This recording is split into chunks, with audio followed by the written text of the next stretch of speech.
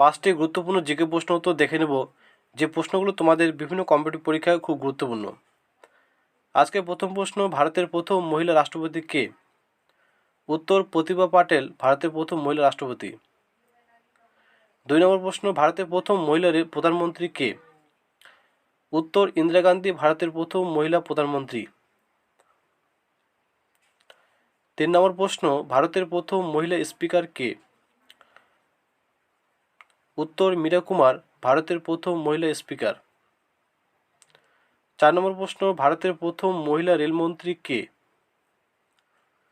উত্তর, মমতা বন্দ্যোপাধ্যায় ভারতের প্রথম মহিলা রেলমন্ত্রী। 5 নম্বর প্রশ্ন, ভারতের প্রথম মহিলা আইপিএস কে?